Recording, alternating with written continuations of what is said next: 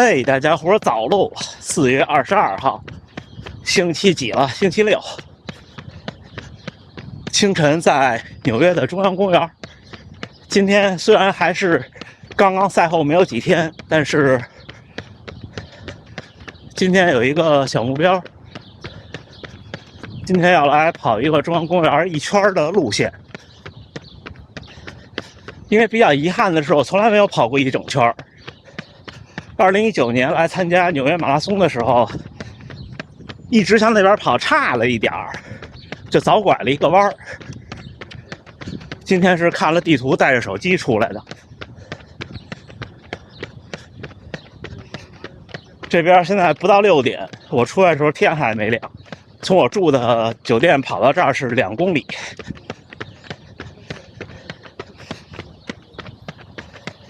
所以这几天视频更新的时间也不固定啊。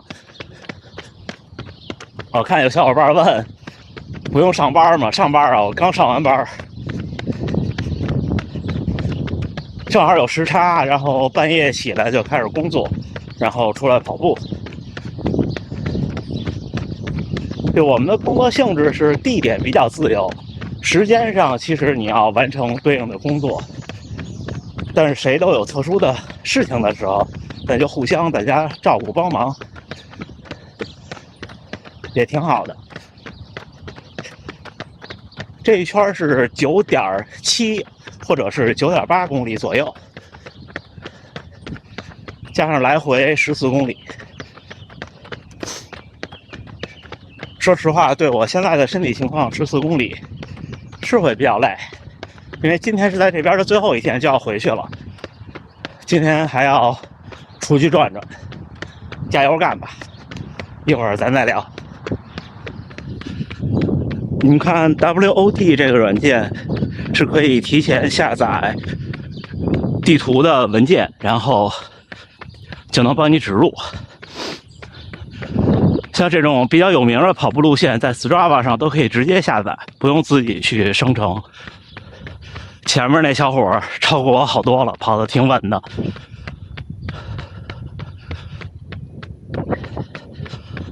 看看周末清晨的纽约中央公园。这周末是伦敦马拉松，也有小伙伴去跑。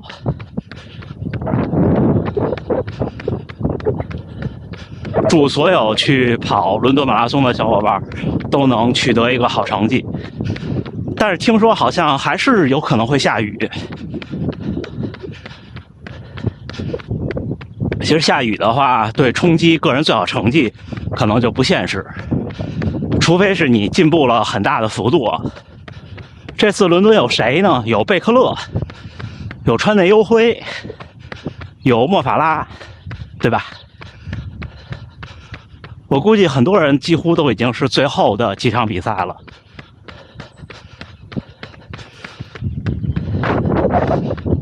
这一代人的故事，是不是？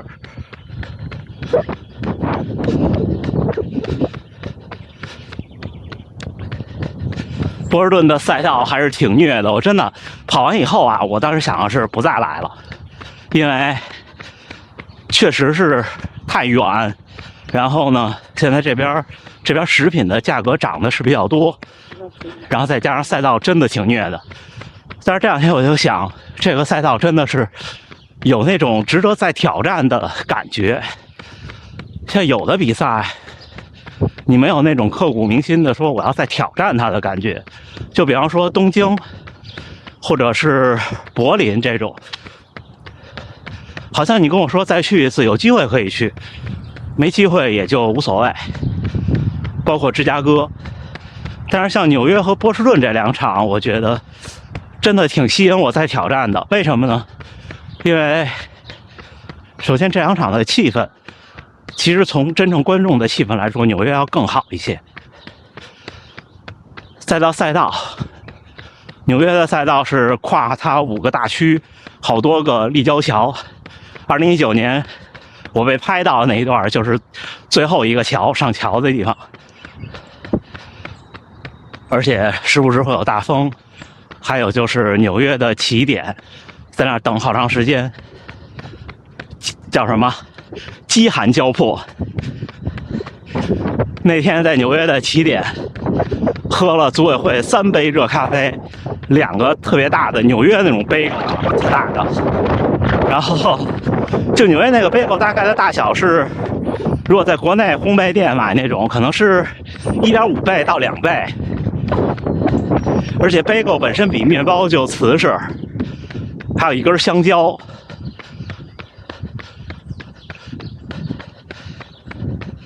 波士顿呢是这个赛道，大家可以这2天看好多国外的博主分享了整个的过程和一些体会，就是几乎永远在上坡和下坡的过程中，几乎。你看前面那小伙超过我这么多，一开始主要超过我的就是刚才有一段是上坡，我上坡很弱的，就是我的力量不太行，我一上坡就掉速。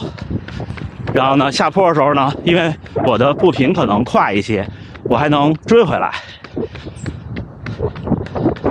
波士顿一开始一个轻微的小上坡，那个时候呢，我边上是蓝山的托尼老师，就是在东京赛后还碰到了那位号称是这边的大神，确实是大神啊！我家属说在40公里的时候看见他了，一阵风一样就过去了。这是一雕塑，吓我一跳。还有我说的那个英国的博主 Dennis Running 也来了，家属也看见他了，不知道他什么时候会发片子。第一个上坡，托尼老师就看不见人了，哈哈哈。之后就一直在小坡、大坡、小坡、大坡的过程中交叉。其实真的跑到那个新穗坡的时候，已经没什么感觉了，就不过如此。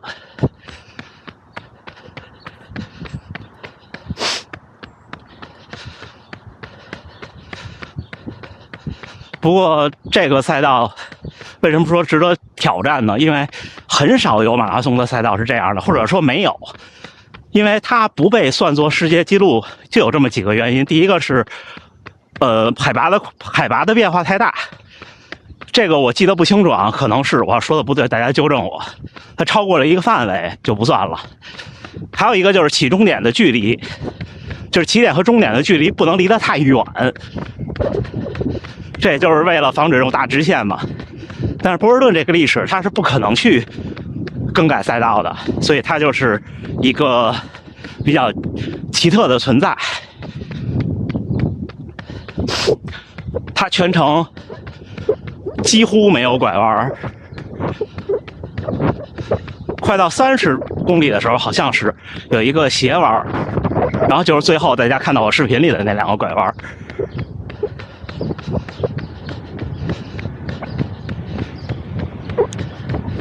然后波士顿的终点那条线是在拱门之前的，就是不是跨过拱门是终点。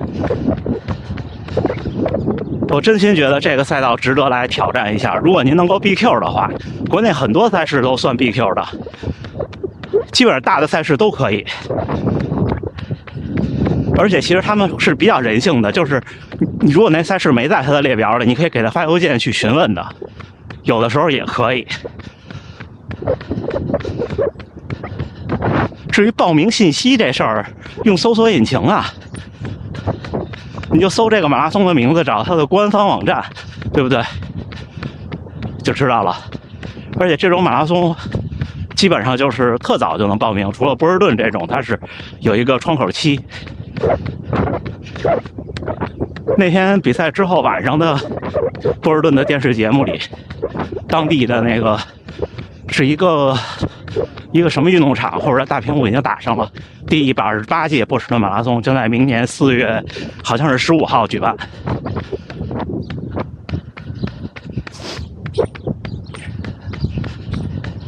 您就去搜索这些赛事的官方网站看看，它上一年是什么时候报名的，今年就还是什么时候报名。除了波士顿，另外那5场都是可以参加抽签的。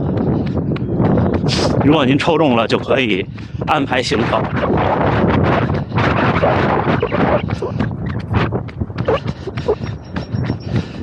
像咱们国家的小伙伴们，如果出来参赛，可能东京、柏林、伦敦还能冲一冲。美国的3场时差太长了，你也不太可能太早来。像我时间这么自由，我也不能太早来，因为毕竟你一下有2周的时间不稳定，精力也不集中，你影响工作，影响帮助你协同工作的小伙伴啊。你相信我，就到我这年纪，1周时间绝对倒不过来。我第一次来的时候34岁，33岁，那时候稍微好一些，大概3、5天就差不多了。但是你其实还是身体受影响的。你看第一次参加芝加哥跑完就重感冒了。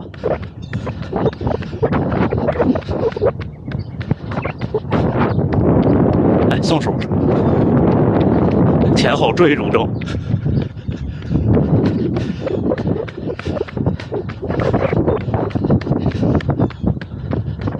东京的赛道就是180度的折返比较多，其实你要是冲绝对成绩会有一些影响半分钟，我感觉啊。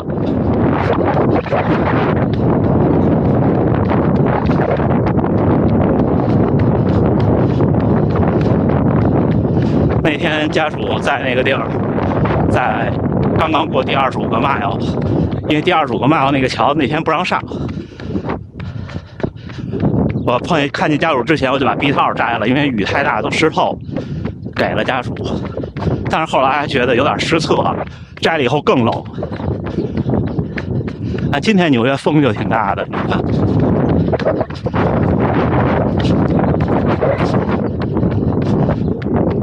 尤其是跑到那个大桥上，有那种上下几层的大桥，风横着穿过。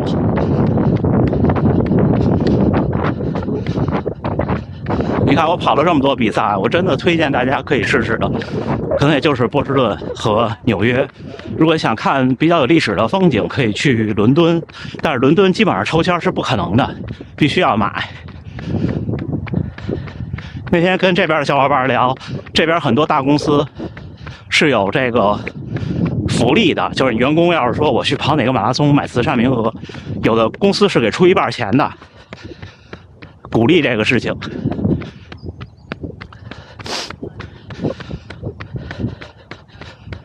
真的，马拉松是我们普通人最能接近自己极限的一件事儿，是我们普通人能做的，我觉得少有的，让自己觉得很了不起的一件事儿。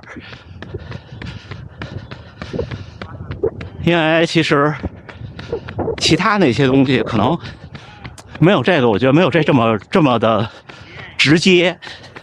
这个事儿就是你练得好，积累得好，你就跑得好。你状态不好，你就是跑得不好。这些大家从我的成绩是能看出来的。看看到哪儿了啊？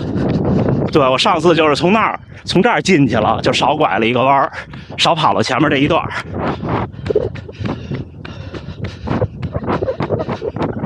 已经快到纽约公园的最那边那个头了，远处能看见公路了。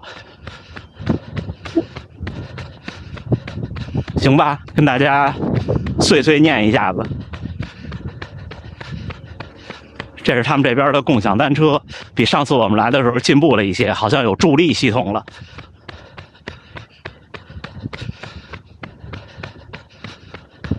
看，还是前面那小伙，一下坡我就能追上一点儿。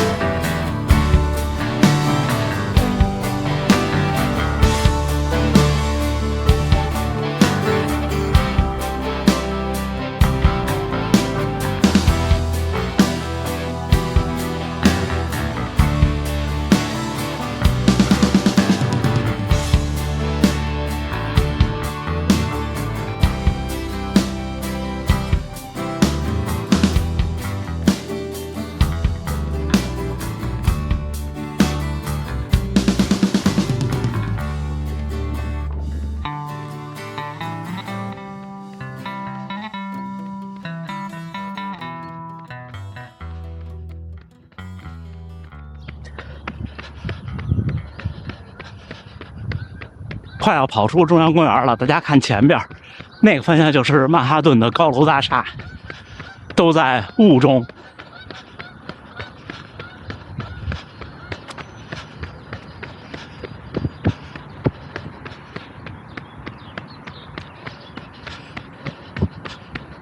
跑过这片树给大家看啊，我尽量抬一点头。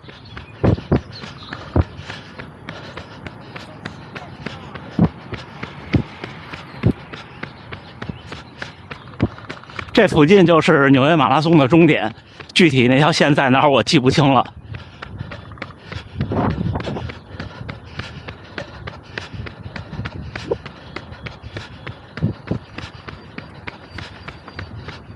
行啊，我出公园，然后咱们训练之后再见。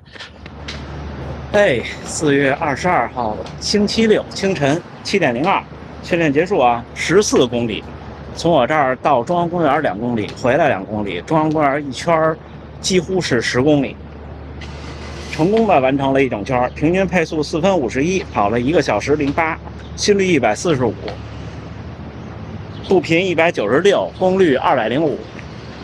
今天还行，今天已经虽然肌肉还是有感觉，因为你要发力的时候还是有感觉，有轻微的损伤吧，但是几乎不影响运动了，会略微影响运动表现，但是不影响运动了。看这边的这些熟食店，就卖各种吃的，开门都特别早，有的店是有座位的，有的没有座位，就买走吃。再给周末跑伦敦的小伙伴们加个油吧，好吧？有成绩目标的，但愿都能够实现，一定稳住，一定稳住，做好补给，做好后勤。其实外出参赛，后勤很重要。明天就飞回去了，还是飞10多个小时，还是东京转机。这一趟真的家属也辛苦了，回去先把工作的事情忙一忙，因为毕竟耽误了这么多天。然后之后就是跟家属一起好好感谢一下家属，玩一玩。行，那就这么着，还是祝大家屏幕前的各位能努力生活，健康平安。周末有比赛的小伙伴们都能够如愿顺心，开心顺利。